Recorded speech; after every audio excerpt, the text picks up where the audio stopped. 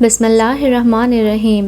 ایک روز حضرت موسیٰ علیہ السلام کا وعظ سننے کے بعد کسی نے ان سے سوال کیا، اے پیغمبر خدا، کیا دنیا میں آپ سے زیادہ صاحب علم کوئی اور بھی ہے؟ حضرت موسیٰ علیہ السلام اللہ سے کلام کرنے کا شرف رکھتے تھے، انہیں نبوت ملی تھی، آسمانی کتاب عطا ہوئی تھی اور ان کے ساتھ ایسے معجزات ملے تھے جو کسی اور کے حصے میں نہ آئے تھے۔ فطری بات ہے کہ آپ نے اپنے سے زیادہ صاحب علم شخص اور کوئی نہ دیکھا تھا، لہٰذا آپ نے ان کو جواب دیا کہ نہیں۔ اس پر اللہ کی طرف سے وحی نازل ہوئی اور آپ کو آگاہ کیا گیا کہ یہ ممکن نہیں کہ کوئی ایک شخص تمام علم کا حامل ہو، اور نہ ہی کسی ایک پیغمبر کو تمام علم کا امانت دار بنایا جا سکتا ہے۔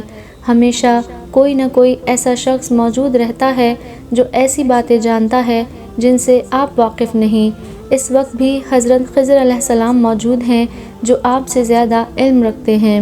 یہ سن کر حضرت موسیٰ علیہ السلام کو حضرت خضر علیہ السلام سے ملنے کا اشتیاق ہوا اور آپ نے باری تعالیٰ سے پوچھا کہ اس ملاقات کی کیا صورت ہو سکتی ہے؟ اس پر اللہ تعالیٰ نے آپ کو ہدایت کی کہ اس مقام پر پہنچیے جہاں دو دریا آپس میں ملتے ہیں، اپنے ساتھ پانی سے بھرے برتن میں ایک مچھلی لے جائیے، جہاں وہ مچھلی برتن سے نکل کر دریا میں اتر جائے وہاں آپ کی ملاقات حضرت خضر علیہ السلام سے ہوگی۔ یہ سنتے ہی حضرت موسیٰ علیہ السلام نے اپنے خصوصی خادم حضرت یوشع بن نون کو ساتھ لیا اور نکل پڑے۔ چلتے چلتے آپ اس مقام پر پہنچ گئے جہاں دو دریا آپس میں ملتے تھے۔ یہاں پہنچ کر آپ نے تھوڑی دیر آرام کرنے کا فیصلہ کیا اور لیٹ گئے۔ تھوڑی دیر میں آپ کی آنکھ لگ گئی، اتنے میں مچھلی پانی کے برتن سے نکلی اور دریا میں اتر گئی۔ حضرت یوشع بن نون نے مچھلی کو پانی میں جاتے ہوئے دیکھا مگر حضرت موسیٰ علیہ السلام کو بتانا بھول گئے۔ بیدار ہونے کے بعد حضرت موسیٰ علیہ السلام نے دوبارہ سفر شروع کیا اور وہاں سے کافی آگے نکل آئے۔ کھانے کا وقت ہو گیا۔ حضرت موسیٰ علیہ السلام نے حضرت یوشع سے کہا کہ جو کھانا ہم ساتھ لائے ہیں وہ لے آؤ۔ اس پر حضرت یوشع بن نون نے کہا، میں آپ کو بتانا بھول گیا، جو مچھلی ہم ساتھ لائے تھے وہ اس جگہ پر دریا میں اتر گئی جہاں ہم پہلے رکے تھے۔ اس پر حضرت موسیٰ علیہ السلام نے کہا، تم نے پہلے کیوں نہ بتایا؟ ہم جن کی تلاش میں آئے ہیں ان سے ہماری ملاقات اسی جگہ پر ہونا تھی۔ یہ کہہ کر آپ واپس پلٹے اور اسی جگہ پر واپس پہنچے۔ ایک بزرگ چادر میں لپٹے اس جگہ بیٹھے تھے۔ ان کے چہرے پر نگاہ پڑتے ہی حضرت موسیٰ علیہ السلام کو معلوم ہو گیا کہ آپ حضرت خضر علیہ السلام ہیں۔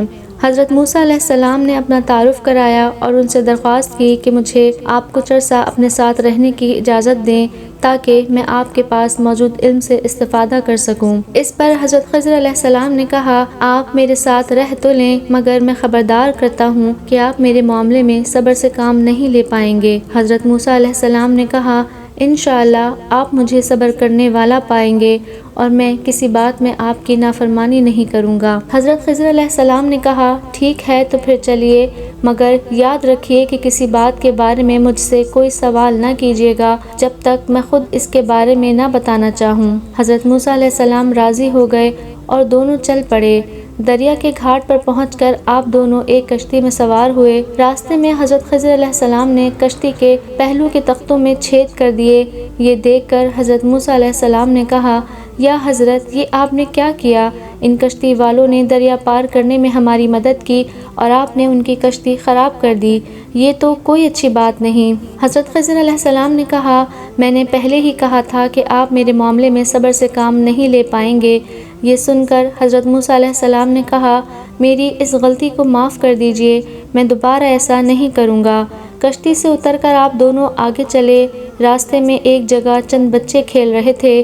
حضرت خضر علیہ السلام نے ان میں سے ایک لڑکے کو پکڑا اور اسے مار ڈالا۔ فطری طور پر حضرت موسیٰ علیہ السلام کو اس بات سے دھچکا پہنچا اور انہوں نے پھر اعتراض اٹھایا، آپ نے ایک معصوم کو بغیر وجہ کے مار ڈالا، یہ تو بہت ہی بری بات ہے۔ حضرت خضر علیہ السلام نے پھر کہا، میں نے پہلے ہی کہہ دیا تھا کہ آپ میرے ساتھ صبر سے کام نہیں لے سکیں گے۔ حضرت موسیٰ علیہ السلام نے کہا، اس بار میری غلطی پر گرفت نہ کیجیے، اگر اگلی بار میں بے صبری کا مظاہرہ کروں تو بے شک مجھے اپنے ساتھ نہ رکھیے گا۔ دونوں پھر چل پڑے۔ چلتے چلتے دونوں ایک بستی میں پہنچے۔ وہاں پہنچ کر آپ نے بستی والوں سے کھانے کی درخواست کی مگر ہر طرف سے کوڑا جواب مل گیا۔ گیا، کسی نے ان کی مہمانداری کرنے کی زحمت گوارا نہ کی۔ حضرت موسیٰ علیہ السلام کو اس کا بڑا قلق ہوا، وہ وہاں سے آگے چلنا چاہتے تھے مگر حضرت خضر علیہ السلام ایک دیوار کے پاس رک گئے جو گرنے ہی والی تھی۔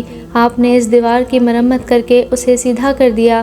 اس پر حضرت موسیٰ علیہ السلام نے کہا، ان بستی والوں نے ہمارے ساتھ ایسا برا سلوک کیا اور آپ ان کے ساتھ بھلائی کر رہے ہیں، اگر آپ چاہتے تو ان سے یہ کام کرنے کا معاوضہ لے سکتے تھے۔ حضرت خضر علیہ السلام نے کہا، یہاں سے ہمارے راستے جدا ہوتے ہیں، آپ نے خود ہی کہا تھا کہ اگر اب آپ کی طرف سے کوئی اعتراض اٹھایا جائے تو مجھے اختیار ہوگا کہ آپ کو ساتھ نہ رکھوں، لیکن جانے سے پہلے میں آپ کو بتا دیتا ہوں کہ میرے جن 3 کاموں پر آپ کو اعتراض ہوا وہ میں نے کیوں کیے۔ جو کشتی میں نے خراب کی اس کی حقیقت یہ تھی کہ اس جگہ آگے چل کر ایک ظالم بادشاہ کی حکومت تھی جو غریبوں کی کشتیاں ضبط کر لیتا ہے۔ میں نے ان ملاحوں کی کشتی اس لیے خراب کی تاکہ بادشاہ کے کارندے اس کشتی کی حالت دیکھ کر اسے ضبط کرنے سے گریز کریں۔ جس لڑکے کو میں نے مارا اسے آگے چل کر نہایت ظالم اور سرکش بننا تھا، اس کے ماں باپ ایمان والے اور نیکوکار ہیں۔ میں نے لڑکے کو اس لیے مار دیا کہ وہ آگے چل کر اپنے ماں باپ کے لیے آزمائش اور اذیت کا سبب نہ بنے، اللہ اس کے بدلے میں انہیں نیک اور بہتر اولاد عطا کرے گا۔ جس دیوار کی میں نے مرمت کی وہ 2 یتیم بھائیوں کی ملکیت ہے، اس کے نیچے وہ خزانہ چھپا ہوا ہے جو ان کے باپ نے ان کے لیے چھوڑا تھا۔ باپ نہایت نیک اور صالح آدمی تھا، اس کے بچے ابھی چھوٹے ہیں، اگر دیوار گر جاتی تو خزانہ عیاں ہو جاتا اور لوگ اس پر قبضہ کر لیتے۔ اب یہ دیوار بچوں کے جوان ہونے تک سلامت رہے گی اور جب وہ مناسب عمر کو پہنچ جائیں گے تو ان کا ورثہ انہیں مل جائے گا۔ آپ اطمینان رکھیے کہ جو کچھ بھی میں نے کیا وہ اپنی مرضی سے نہیں بلکہ اللہ تعالیٰ کے حکم سے ہی کیا ہے۔ یہ کہہ کر حضرت خضر علیہ السلام رخصت ہو گئے اور حضرت موسیٰ علیہ السلام اپنے وطن لوٹ آئے۔ حضرت موسیٰ علیہ السلام اور حضرت خضر علیہ السلام کے قصے سے ہمیں یہ پتہ چلتا ہے کہ اللہ تعالیٰ کے ہر کام میں کوئی نہ کوئی مصلحت ہوتی ہے۔ ہم اپنی آنکھوں کے سامنے روز بے شمار ایسے کام ہوتے دیکھتے ہیں جن کی وجہ ہماری سمجھ سے بالاتر ہوتی ہے، لیکن آگے چل کر جب نتائج واضح ہوتے ہیں تو ہمیں پتہ چلتا ہے کہ اس میں اللہ تعالیٰ کی مصلحت کیا تھی۔ لہٰذا ہمیں چاہیے کہ اللہ تعالیٰ کے جو کام ہماری سمجھ میں نہ آئیں ان پر جھنجھلانے اور شکوہ شکایت کرنے کے بجائے صبر سے کام لیں اور یقین رکھیں کہ اللہ تعالیٰ کا کوئی کام بے وجہ نہیں ہوتا۔ اس طرح کی ویڈیوز کو دیکھنے کے لیے ہمارے چینل کو لائک کریں، شیئر کریں اور سبسکرائب کریں۔ اللہ تعالیٰ ہمیں اور ہماری اولادوں کو شیطان کے شر اور اس کے وسوسوں سے اپنی پناہ میں رکھے۔ اللہ تعالیٰ میرا اور آپ کا حامی و ناصر ہو۔ فی امان اللہ۔